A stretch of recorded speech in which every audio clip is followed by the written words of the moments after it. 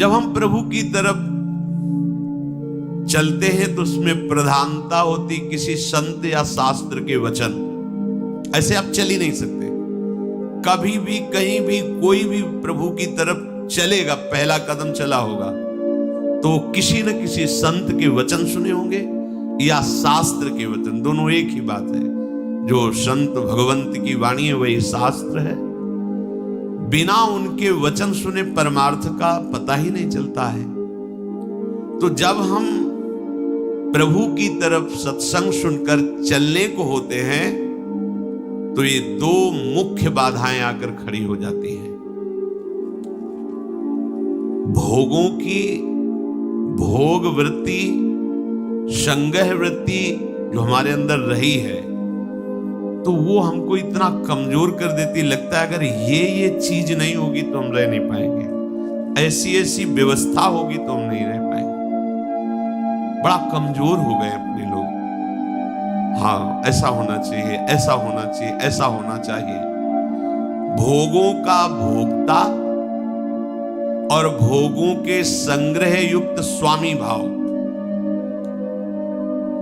मेरे पास इतनी खेती, इतना बैंक बैलेंस, इतना परिवार, ऐसा ऐसा, और देखो हमारी दिनचर्या में ऐसा चलता है, हम ये खाते रहे, ऐसे करते रहे, ऐसे, और ये सब होता रहा है। अगर हमें भजन मार्ग में ये सुविधा चाहिए, ऐसा ऐसा। इतना कमजोर हो गया है मनुष्य कि वो भोगों की भोगने की वृत्ति और भोगों के संग्रह करने की वृत्ति और भोक्ता और संग्रहित वस्तु का स्वामी मैं, ऐसा, ये पहली परमार्थ में बाधा वृत्ति है।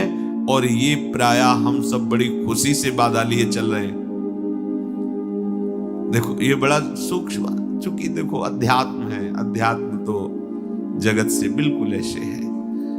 कोई बड़े भाग्यशाली जन होते हैं जो सुनना चाहते हैं, उनसे भी बड़े भाग्यशाली जन होते हैं जो चलना चाहते हैं, उनसे भी बड़े भाग्यशाली जन जो चल रहे हैं, उनसे भी बड़े भाग्यशाली हैं जो महत्व रखकर चलते हुए उसका अनुभव कर रहे हैं। जो अनुभव कर लिए तो सतरति सतरति सा लोकान तारयति, वो स्वयं तर जाते हैं, स्वयं तर जाते हैं, लोगों को तार देते हैं।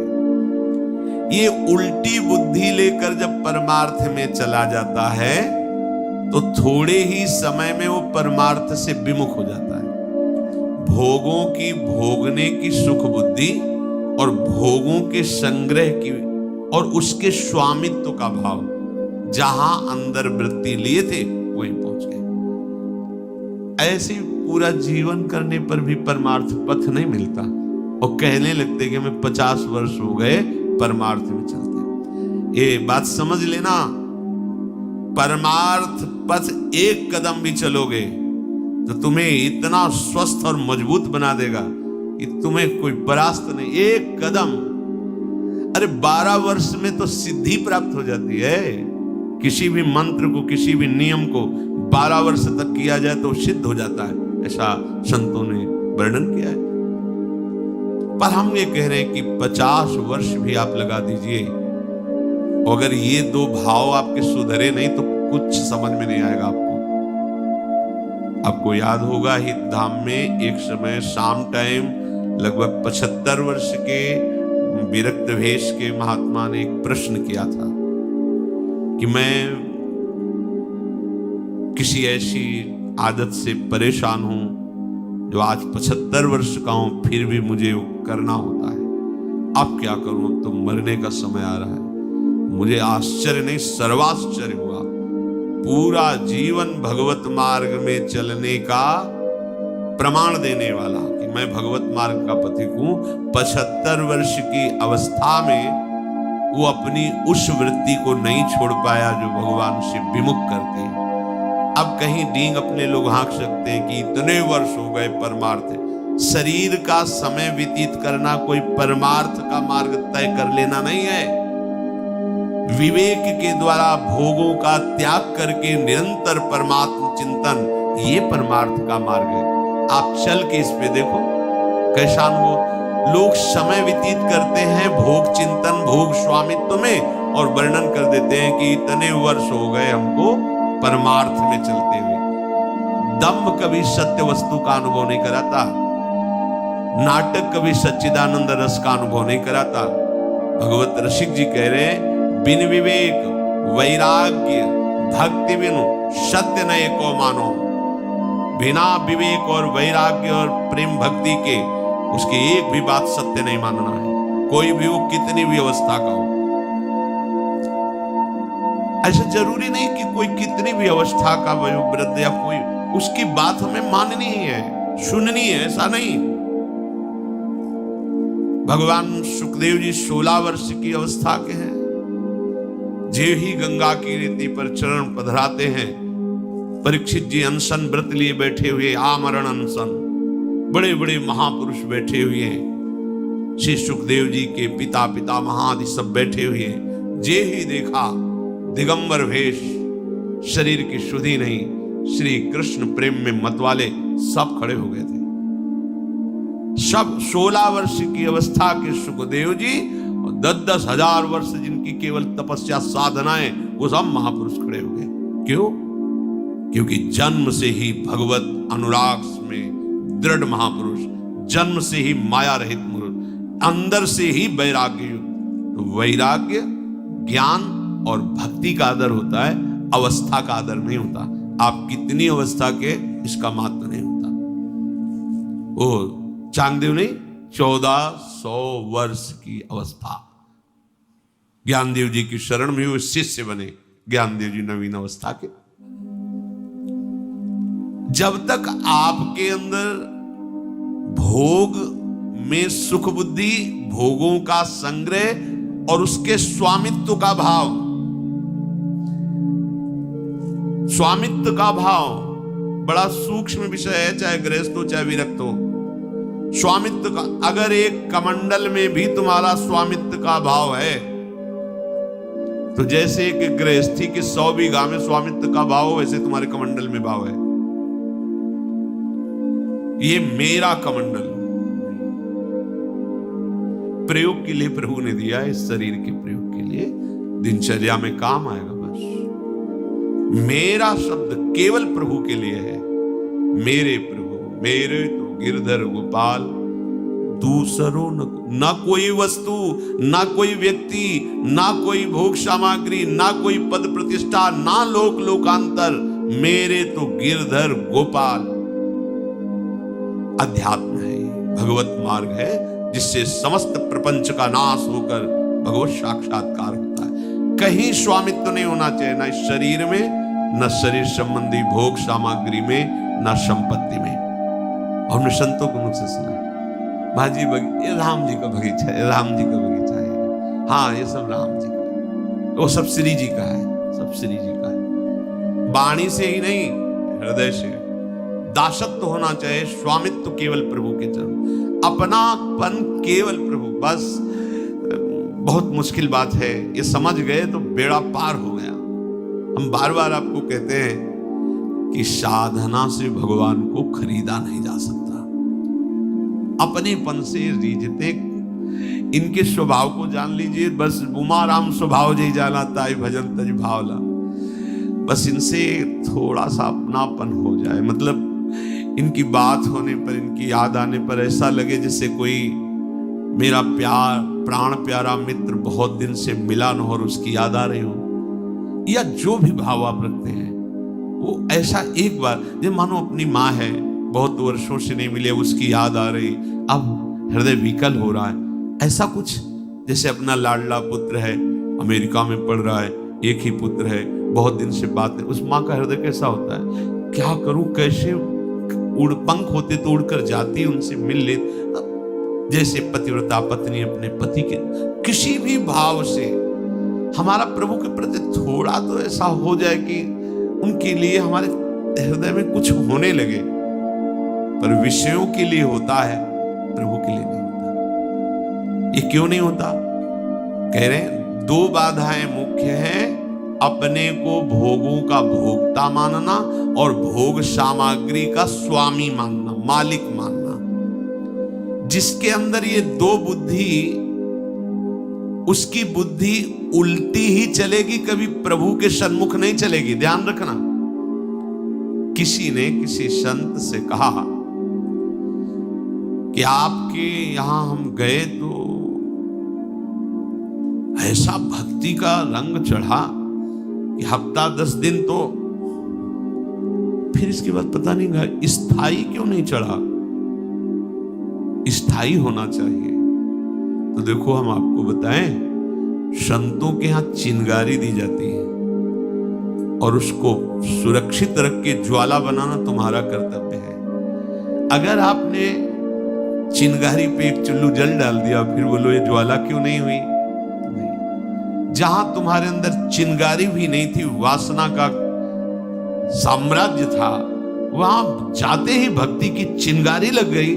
अब तुम्हारा कर्तव्य है कि उस चिंगारी को ज्वाला रूप बनाना। नाम का जप, नाम का कीर्तन, लीला का गायन, प्रभु के भक्तों के चरित्रों का गायन, सुख देने की भावना से जीव जंतु पशु पक्षी सबकी सेवा की भाव। अभी देखो भक्ति रंग ले आएगी। अब यहां से गए और विषय चिंतन में, विषयों के खेल में तो शांत तो हो ही जाएगी। तो आपका लगता है स्थायी चमत्कार, हम गए और बस हमारा आज से पापा चरण में मन ही नहीं लगा और हम बस खूब भजन करके दिव्यता को प्राप्त हो गए? ऐसा कहीं नहीं।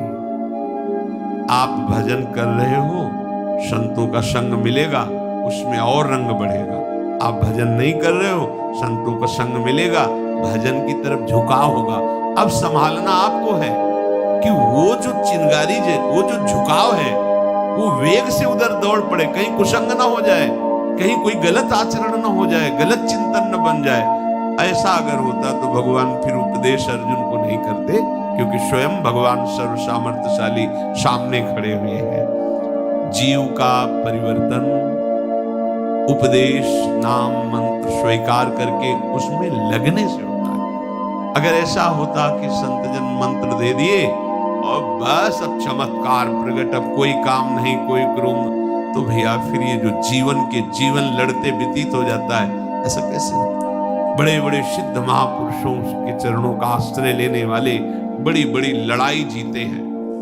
काम, क्रोध, लोभ, मोह, मद, मत्सर, उन्हीं की कृपा से, उन्हीं के दिए हुए नाम मंत्र से पर लड़ना पड़ा है। अब आप सोचो, जो आपके अंदर वेग आए वैसे भोग लिए और फिर भक्ति ज्वाला रंग लावे, ये सब बकवास है, ये सब व्यर्थ का चिंतन है।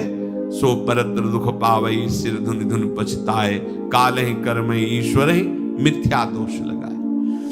उपासक जब तक कुसंग का त्यागी नहीं बनेगा,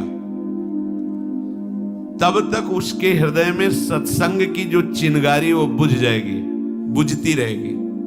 बोले हमको तो 10 साल हो गए सत्संग करते, पर पाई भर फर्क नहीं पड़ा। 10 साल सत्संग और 1 मिनट के लिए भी वृत्ति सत्संग की नहीं आई। कारण कुसंग। एक दिनचर्या बना ली, सत्संग सुने और वो भी दिनचर्या बना ली पापाचरण की। खान पान गलत, चिंतन गलत, व्यवहार गलत, आचरण गलत, नहीं आएगा रंग भाई। औषधि तभी रंग लाती जब परहेज सही हो। संगम न कुर्यादशताम शिष्णोदर त्रिपाम क्वचित, तस्यानुगस्त मस्यंधे पतंत्यंधानुगांधवत। जो स्त्री भोग को ही परम सुख समझते हैं या विपरीत शरीर को,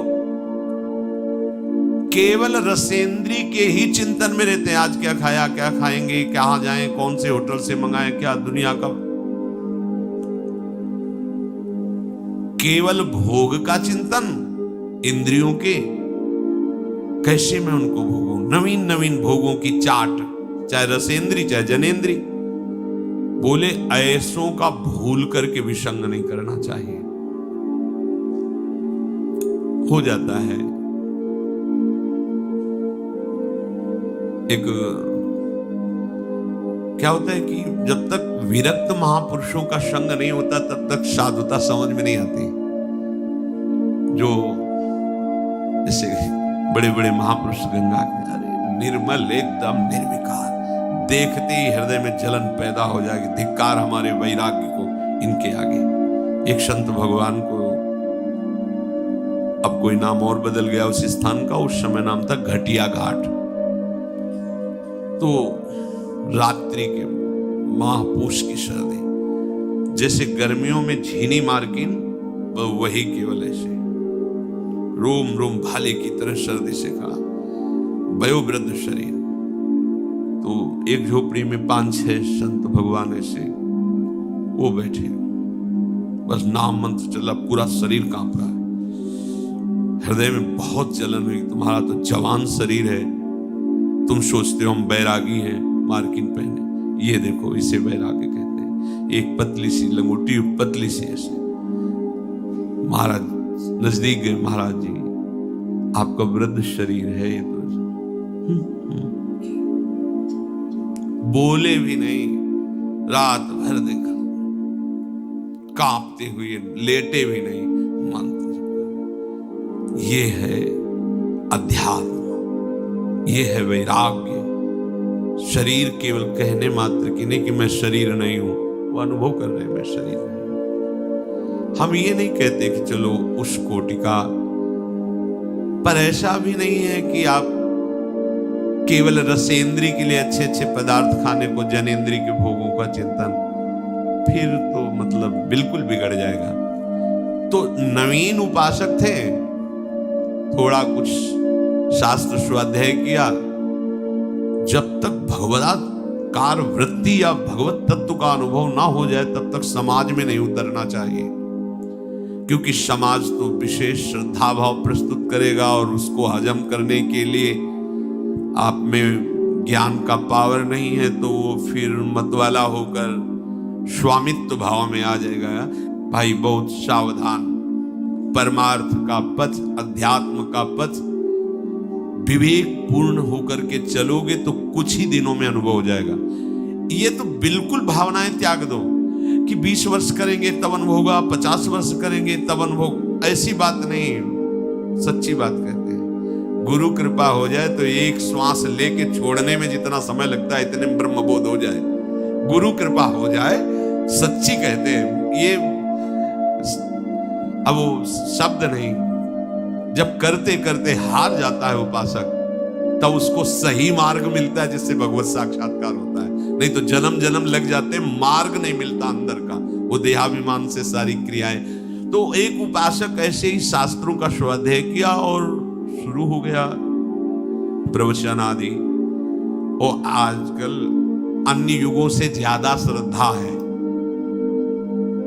अन्य युगों से, सतयुग त्रेता द्वापर जो है सब महान युग हैं, उनसे ज्यादा कलयुग में श्रद्धा है। सच्ची मान लीजिए, कलयुग में उनसे ज्यादा श्रद्धा है।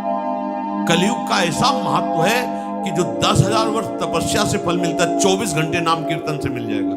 बड़ी महिमा है कलयुग की। बस ये है कि अगर भगवत विमुख है तो दुर्गति पक्की है, और अगर भगवत सन्मुख हो तो बड़ी महिमा कलयुग की है। बड़े बड़े महापुरुष कलयुग को प्रणाम करके इसकी जय जयकार करते हैं कि जो बड़ा दुर्लभ पद है वो नाम कीर्तन, नाम जब भगवत कथा सुनते सुनते भगवत प्राप्ति हो जाती है। बड़ा सरल है कलयुग में भक्ति प्राप्ति होना। पर भगवत प्रेमी महात्माओं के वचनों के अनुसार चले। अब उन्होंने साधु संग तो विशेष किया नहीं था, शास्त्र स्वाध्याय किया, और ये कथा नहीं कह रहे, ये घटना कह रहे हैं। अब उनके पास लोगों का आना शुरू। अब उस नए उपासक थे, शास्त्रों का स्वाध्याय प्रवचन संत के समीप से जो निकलता है उसको कोई गिरा नहीं सकता है। हम आपको खास बात कहते हैं, जो संतों की गाली सही है, संतों की डांट फटकार सही ना, उसे माया के क्षेत्र में कभी गाली नहीं मिल सकती। माया कभी उसे डांट फटकार नहीं लगा सकती। बहुत ये सुलझा हुआ विषय है।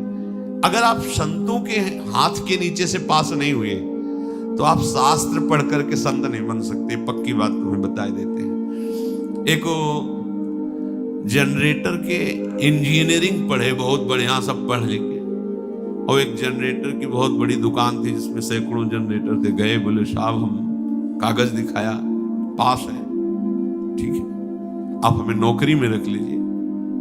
एक इंजन खोल करके डाल दिया और कहा इसको आप फिट करके चला दीजिए, हम आपको रख लेंगे। पूरा पढ़ा था उसी के, बिल्कुल फिट कर दिया जनरेटर, और चलाया तो चला ही नहीं। और दिन भर लगे, वो कुछ नहीं बोला, खड़ा देखता रहा, दुकान का कार्य था, बस देख लेता। शाम तक वो कई बार वैसे खोले और बांधे। बोले सर पूरा प्रयास कर लिया पर चल क्यों नहीं रहा है? तो बोले आप सच्ची बताना, किसी मैकेनिक के नीचे कुछ दिन काम किया है? बोले नहीं हम तो पढ़े। बोले हाँ कढ़े नहीं हो इसीलिए। बोले कुछ नहीं, उसकी गैस काटो, उसकी जो गैस काटो फिर चल पड़ा। ये गैस काटना उसमें पढ़ने में नहीं आएगा, ये किसी मैकेनिक के नीचे। ऐसे ही माया के प्रवाह को कैसे काटना है ये गुरु कृपा बताती है। अब वो सांसारिक लोगों का आगमन शुरू हुआ, कोई केला सेव संतरा, ये लोग बड़े भावुक हैं, अपने बच्चे को फल देने में संकोच करेंगे, पर साधु महात्माओं इनकी श्रद्धा को तो देखो। जिस शरीर को सब प्राण से प्यारा समझते हैं, जहां संतों को देखते हैं लिटा देते हैं, सामने क्या पड़ा है देखा नहीं, लेट गए। इनकी श्रद्धा को देखो, भगवान इनकी श्रद्धा का फल देते हैं, भगवान इनका मंगल करते हैं। पर अपने को कहीं ये ना मान लेना चाहिए कि हम इतने महान हो गए कि साष्टांग प्रणाम कर रहे हैं, बिल्कुल भूल मत कर देना। अब उनको लगा कि कुछ तो प्रभाव हमें है ही, जब तक देहाभिमान गलित नहीं होता तब तक ये बात आ जाती, कुछ ठीक कुछ तो है ना, कुछ नहीं है, कुछ नहीं है, ये रंग बिरंगा पर्दा है माया का, बुलावे में नहीं फंसना चाहिए। अब जो ज्यादा नजदीक होने लगता है, उनसे परिचय होने लगता है कि अमुक जी हैं, अमुक जी हैं, और हर शनिवार रविवार को ढेर सारे अंगूर फल ये मेवा लेकर आते हैं। वैसे एक दिन आए रविवार को, बोले महाराज आज तो रुक नहीं पाएंगे। वो क्यों? बोले वो आज हमारे कुछ मित्रों की पार्टी है क्लब में। वो क्लब क्या होता है? अरे कुछ नहीं। अगले रविवार को शनिवार को जब आए तो उन्होंने कहा कि नहीं होता क्या है क्लब? अब बोले महाराज हम उसकी व्याख्या थोड़ी करके आपको बताएंगे, अगर आपका मन हो तो गाड़ी में बैठो घुमा लाए, आपको क्या है। तो उन मतलब तस्मात् शास्त्रम प्रमाणन्ते कार्याकार्यो व्यवस्थितो, बहुत होश में रहना चाहिए। ये हम कथा नहीं सुना रहे, ये घटना है, बहुत विचारणीय विषय है। उनके आसपास रहने वाले उनसे ये सब जानकारी के अनुसार कोई ऐसी कहा चलो, क्योंकि रजोगुणी पुरुषों का अन्न पाने पर बुद्धि रजोगुणी हो जाती है। अगर हम सावधान ना हो तो हमारी बुद्धि को ये माया आकर्षित कर लेती है। अब वो गाड़ी में बैठ गए, आगे गाड़ी में माला डाल करके बैठ गए। पहले तो सर मानने लगे, अरे यहाँ तो ठीक नहीं, अब आयो हम है ना। अब लोग वहां सब उनको देखे, आप बड़े धनी थे, बैठे। अब तो अपनी खान पान की सामग्री मंगाए, बोले महाराज जी के लिए देसी घी में पकोड़े तल के लाओ। सब लाए, पाओ महाराज आप, हम लोग इधर मेज में पा रहे, आप सात्विक शुद्ध पकोड़े, सात्विक शुद्ध पकोड़े क्लब में। अब धीरे धीरे धीरे धीरे भजन साधन छूट गया, और जब उन लोगों ने देखा कि ये, तो उन लोगों ने जाना छोड़ दिया। तो ऐसे न वैसे रहे मजरे ढो पाछलियो जो, बहुत होश में। एक बार बुद्धि परमार्थ से भ्रष्ट हुई तो दोबारा चढ़ाना केवल विशुद्ध हरि कृपा से हो सकता, अन्यथा नहीं। संगम न कुर्या दशताम शिष्णो दर त्रिपाम क्वचित, जो केवल जनेन्द्री रसेंद्री की तृप्ति में लगे हुए हैं, ऐसे लोगों से अपनी भक्ति की चिंगारी को बचाओ, नहीं तो बुझने में देर नहीं लगेगी। ततो दुष्संग मुत्सृज्य सत्सु सज्जेत बुद्धिमान, संत एतस्य छिन्दन्ति मनोव्यासंग मुक्ति भी। इसलिए उपासक को चाहिए कि जो हमारे पास बैठे, उसके संग से हमारा भजन रुक रहा, हमारे अंदर गंदी वृत्ति आ रही, हमारे अंदर संसारिकता आ रही, उसका संग तत्काल त्याग दे। दुष्ट संग त्याग के लिए बताया गया है कि जैसे आप आराम से बैठे हो और अचानक ऊपर गोद में सांप गिर जाए तो आप क्या करेंगे? पहला काम करेंगे झटक देना, फिर विचार करेंगे। उसमें विचार करने की, जो भगवद विमुख वार्ता करता है, कोई भेष हो, इसमें मत सोचना कि वैष्णव अपराध लगेगा। कोई भी भेष हो, अगर आपके पास आ रहा है और उसके संग बैठने से आपके अंदर दुर्गुण बढ़ रहे, दुर्वासना का खेल शुरू हो रहा है, गंदी बातें बोली जा रही, गंदा चिंतन प्रारंभ हो गया, अपनी पवित्रता, गुरु निष्ठा, इष्ट निष्ठा, धाम निष्ठा, भजन निष्ठा छूट रही है, विचार की जरूरत नहीं, तत्काल उसका त्याग कर दो। प्रार्थना कर दो कि दोबारा कुटिया में चरण पधराने की कोशिश मत करना। सीधे, ये वैष्णव अपराध नहीं है, ये महामंगलमय होगा। इसमें नहीं डरना चाहिए कि वो वैष्णव थे इसलिए, नहीं, प्रणाम नमस्कार, अब कृपा करके दोबारा चरण मत पधराना, बस आदेश है शास्त्र का। ततो दुष्संग मुत्सृज्य सत्सु सज्जेत बुद्धिमान। बुद्धिमान उपासक को चाहिए कि जिनके संग कुमति मति उपजय करत भजन में भंग, तजोरे मन हरि विमुखन को संग। पता नहीं कैसी बुद्धि होती है कि वर्षों सत्संग सुनते हैं, उसका प्रभाव नहीं पड़ता, और कुसंग का 1 मिनट में प्रभाव पड़ जाता है। बड़ी सत्संग की जैसे महिमा, ऐसे कुसंग की भी महिमा है। एक ही दृश्य अजामिल ने देखा था, पूरा जीवन बर्बाद कर दिया। एक ही दृश्य शौभरी जी ने देखा था, 50 ब्याह करने पड़े। बड़ा विचित्र माया का आकर्षण है। सत्पुरुषों के उपदेश को अक्षरशः सत्य मान कर चलो तो तुम्हारे मन की आसक्ति संसार से हटकर प्रभु में लग जाएगी। संत एतस्य छिन्दन्ति मनोव्यासंग मुक्ति भी। जो मन विषयों में आसक्त है उससे छूटकर प्रभु में आसक्त हो जाएगा। पर ततो दुष्संग मुत्सृज्य सत्सु सज्जित बुद्धिमान। बुद्धिमान उपासक को चाहिए कि ऐसे दुष्ट संग का तत्काल त्याग कर दे।